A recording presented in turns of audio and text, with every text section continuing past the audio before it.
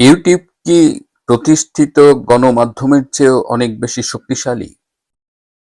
আমাদের তথ্যমন্ত্রী জহিরুদ্দিন স্বপন আজকে একটি সংবাদ সম্মেলনে এই বিষয়টি স্বীকার করেছেন। আমরা এটি নিয়েই আজকে মূলত আলোচনা করব। পাশাপাশি আজ গণহত্যা দিবস, আজ ঐতিহাসিক 25শে মার্চ, এই বিষয়ে কিছু কথা বলবো। শেষ পর্যন্ত সাথে থাকবেন। আসসালামু আলাইকুম এবং আদাব। আমি আবুল হাসনাত মিল্টন আপনাদের রূপান্তরের সত্যের আজকের পর্বে স্বাগত জানাচ্ছি। সরকারের 1 মাস পূর্তি উপলক্ষে তথ্য ও সম্প্রচার মন্ত্রণালয়ের পক্ষ থেকে তথ্যমন্ত্রী জনাব জহিরুদ্দিন স্বপন এবং তথ্য বিষয়ক উপদেষ্টা, সচিব এবং প্রতিমন্ত্রী তারা সংবাদ সম্মেলনে সাংবাদিকদের মুখোমুখি হয়েছিলেন। সেখানে তথ্যমন্ত্রী স্বীকার করেছেন যে বর্তমানে প্রতিষ্ঠিত অনেক মিডিয়া হাউসের চাইতেও ইউটিউবারদের প্রভাব, প্রতিপত্তি এবং পরিধি অনেক বেশি। কেন ইউটিউবাররা হঠাৎ এত গুরুত্বপূর্ণ হয়ে গেলেন, এত প্রভাবশালী হয়ে গেলেন? কেন গণমাধ্যম পিছিয়ে গেছে বাংলাদেশ? এটার একটা প্রযুক্তিগত দিক হয়তো আপনি বলবেন যে এখন প্রযুক্তি অনেক ডেভেলপ করেছে, কমিউনিকেশন সায়েন্সের অনেক পরিবর্তন ঘটেছে এবং হাতে একটা মোবাইল থাকলেই আপনি media, you can have your own YouTube channel. কিন্তু বিষয়টা কি তাই? বাংলাদেশে কবে থেকে ইউটিউবাররা শক্তিশালী হলো? কেন শক্তিশালী হলো? কেন গণমাধ্যম তার ভূমিকা রাখতে পারছে না? এই আলোচনাগুলো হওয়া উচিত। সেখানে অনেক আলোচনা, অনেক বিষয় উঠে এসেছিল। সাংবাদিকদের পেশাগত নিরাপত্তা, বেতনের বিষয়, যেগুলোকে মন্ত্রী বলেছেন যে এগুলো স্ট্র্যাটেজিক্যাল ডিসকাশন। এবং যেহেতু একটা মিডিয়া হাউস যখন প্রাইভেটলি ওনড হয় তখন সেখানে সরকার কতটা ইন্টারফেয়ার করতে পারে, এই আলোচনাগুলো হয়েছে। কিন্তু আমার কাছে মনে হয়েছে যে মূল আলোচনাটাই সেখানে হয়নি।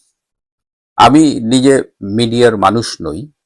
একটা বিশেষ অবস্থার পরিপ্রেক্ষিতে আমি এখন ইউটিউবার হয়ে গেছি। আপনাদের সামনে ইউটিউবে অনেক কিছু কথা বলি। এই গত রবিবার আমার বাসায় বাংলাদেশ থেকে কয়েকজন অতিথি এসেছিলেন। তো তাদের একজন বললেন যে আমরা বাংলাদেশে থেকে আপনার ইউটিউবের এপিসোডের জন্য অপেক্ষা করি, কারণ আমরা মনে করি যে আপনার কাছে আমরা সঠিক তথ্য পাই। এখানে একটু নিজের ঢোলটা বাজাই। যদিও আমি মিডিয়ার লোক নই, কিন্তু আমি চেষ্টা করি যে তথ্যগুলো আমি আপনাদের সাথে শেয়ার করি সেটি যেন অথেন্টিক হয়। আমি চেষ্টা করি আমার মতো করে এটা ভেরিফাই করতে। যদিও সামাজিক যোগাযোগ মাধ্যম বা ইউটিউব এগুলো কিন্তু আনএডিটেড মিডিয়া। তাহলে আনএডিটেড মিডিয়ার দিকে মানুষ কেন ঝুঁকে পড়ছে? যেখানে আমাদের প্রতিষ্ঠিত মিডিয়া হাউস, আমাদের প্রতিষ্ঠিত গণমাধ্যমের উপরে মানুষের আস্থা কমে যাচ্ছে। এটা বাংলাদেশের চিত্র, কিন্তু সারা পৃথিবীর চিত্র কি এই?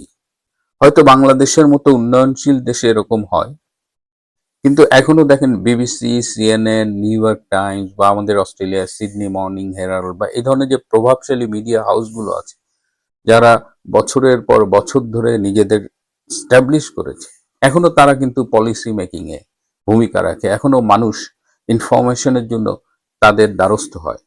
কিন্তু বাংলাদেশে গণমাধ্যম তার গ্রহণযোগ্যতা হারিয়েছে। এই কারণটা কিন্তু বিশ্লেষণ করতে হবে। আওয়ামী লীগ আমলে গণমাধ্যমের স্বাধীনতা ছিল না, সংবাদপত্র, গণমাধ্যম চাপের মুখে ছিল, অনেক কথা আমরা শুনেছি। কিন্তু টেলিভিশনের টক শোতে সেখানে সরকারকে তুলোধনা করা হতো। সেখানে পত্রিকায় সরকারকে যে যার মতো করে সমালোচনা করতে পারতেন, বিশেষ করে কলামে। এই যে আসিফ নজরুলের মতো লোকরা অসংখ্য অসত্য তথ্য দিয়ে তারা সরকারের বিরুদ্ধে লিখেছেন, দিনের পর দিন লিখেছেন। তখন সরকার কিন্তু তাদের বাধা দেয়নি, সেগুলো পত্রিকায় ছাপা হয়েছে। কিন্তু ইউনূসের আমলে এসে আমরা দেখলাম যে টোটাল মিডিয়াটা চেঞ্জ হয়ে গেছে। গণমাধ্যমের একদম গলা টিপে ধরেছে, একদম মব সংস্কৃতি চালু করা হয়েছে। উপদেষ্টাকে প্রশ্ন করলে সাংবাদিক চাকরি হারিয়েছে। এজেন্সি থেকে, সরকার থেকে রেগুলার ডিকটেশন গেছে, তার বাইরে কোনো নিউজ ছাপা হইতো না। অর্থাৎ সত্য আমাদের বাংলাদেশের গণমাধ্যম থেকে নির্বাসনে গিয়েছিল এবং সেই নির্বাসনে এখনো আছে।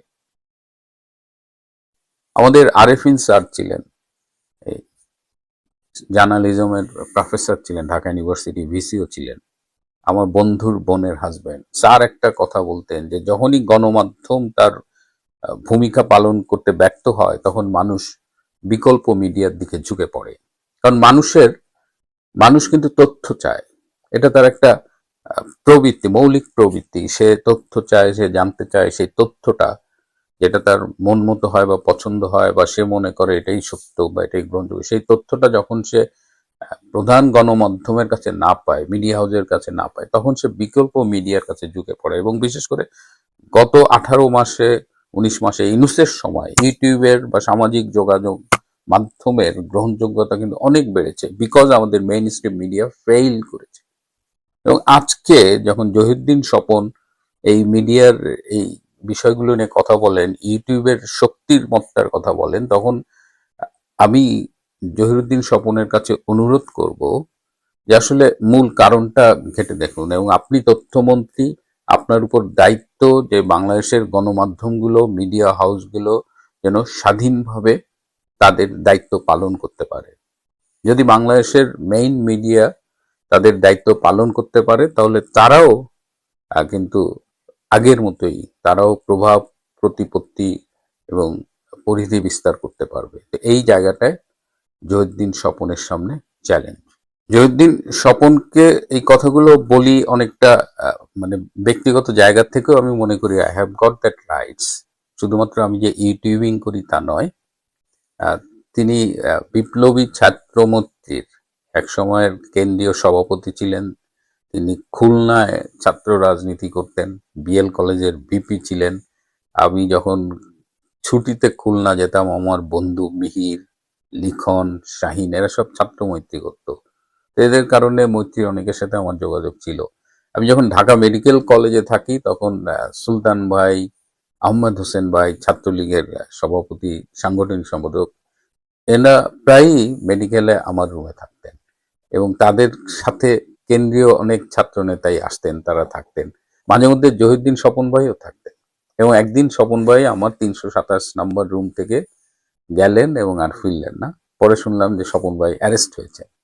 প্রথমবারের মতো স্বপন ভাই ওভারই গ্রেপ্তার হলেন এবং প্রায় 9 মাস জেলে ছিলেন। তো ন্যাচারালি জহিরুদ্দিন স্বপনের কাছে আমাদের প্রত্যাশার একটা জায়গা থাকবে এবং এই কারণগুলো উদ্ঘাটন করে গণমাধ্যমের স্বাধীনতা নিশ্চিত করতে পারলেই জহিরুদ্দিন স্বপন তথ্যমন্ত্রী হিসেবে আমি মনে করব তার দায়িত্ব ঠিকমতো পালন করতে পারছেন। কিন্তু সেটা তিনি করবেন কিনা, পারবেন কিনা, সেটা আগামীতে দেখতে হবে। শুরুতে যেটা বলছিলাম যে আজকে গণহত্যা দিবস, এই 25শে মার্চের কাল রাতে পাকিস্তানি হানাদার বাহিনী, সেনাবাহিনী এবং তাদের এদেশীয় যারা দালাল ছিল, সহযোগী ছিল, তারা এই অপারেশন সার্চ লাইট শুরু করে এবং এই দিন সারা বাংলাদেশে হাজার হাজার মানুষকে, নিরস্ত্র নিরপরাধ মানুষকে গুলি করে হত্যা করা হয়।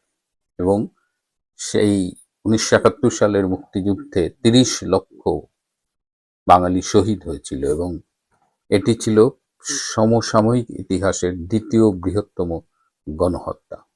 আজকের এই দিনে এবারের গণহত্যা কিন্তু অনেকদিন ধরেই দাবি করা হচ্ছে যে এই গণহত্যার একটা আন্তর্জাতিক স্বীকৃতি চাই। এবং আপনারা জানেন যে কদিন আগে একজন মার্কিন কংগ্রেসম্যান মার্কিন কংগ্রেসেও বাংলাদেশের গণহত্যার আন্তর্জাতিক স্বীকৃতি চেয়ে একটি প্রস্তাব উত্থাপন করেছে। এবং এই দিন রাত 1:30টার সময় বঙ্গবন্ধুকে ধানমন্ডি 32 নম্বর থেকে পাকিস্তানি কমান্ডো ফোর্স এসে গ্রেপ্তার করে। এই বিষয়ে আমি ছোট্ট দুটো ভিডিও ক্লিপ আপনাদের শোনাবো। আমাদের প্রয়াত এমপি মঈনুদ্দিন খান বাদল ভাইয়ের দুটো ছোট্ট ক্লিপ। এখানে খুব গুরুত্বপূর্ণ দুটো ইস্যুর, দুটো প্রশ্নের উত্তর আছে। একটা লোক অত্যন্ত নিঃসংকোচে মৃত্যুর অপেক্ষা করছে। ফর ইউর ইনফরমেশন, বঙ্গবন্ধুকে ওনার বাসা থেকে তুলে নেয় পাকিস্তান কমান্ডো ফোর্স। কমান্ডো ফোর্সের একজন সুবেদার তো তাকে মারতেই গেছিল। উনি সবাইকে বলেছেন গো এন্ড রেসিস্ট, বলে ফেলেছেন যার যা আছে তা নিয়ে রুখে দাঁড়াও, কিন্তু নিজে রয়ে গেছেন। আমি বলছি যে উনি 25শে মার্চ রয়ে গেলেন, এইটার ব্যাখ্যা করেন। এইটা কি? এইটার ব্যাখ্যাটা হলো মুজিব ওয়াজ নট চে Guevara, or he was not Fidel Castro, তাহলে মুজিব কি গণমানুষের নেতা। এবং সেখানে মুজিব বলছে আজকে এখানে এসে যদি আমাকে মেরেও ফেলে, আমার মৃতদেহ জীবিত মুজিবের চেয়েও শক্তিশালী হবে। মৃত্যুকে সাক্ষাৎ জেনেই উনি অপেক্ষা করছিলেন। আমি বলছি, আমি জিয়ার বীরত্বগাথা শুনেন, আমি জিয়াকে মূল্যায়ন করার কোন মহান দায়িত্ব নিয়ে এখানে বসিনি। আমি শুধু বলছি আজকে যে কথাটা বলে গেলাম, if there is any mother son who can challenge it, যে 26 তারিখ উনি ঘোষণা দিয়েছেন, I will resign from my MP-ship। প্রিয় বন্ধুরা, আজ এ পর্যন্তই। ভালো থাকবেন, সুস্থ থাকবেন, তার চেয়েও জরুরি হলো নিরাপদে থাকবেন। সবাইকে অনেক ধন্যবাদ।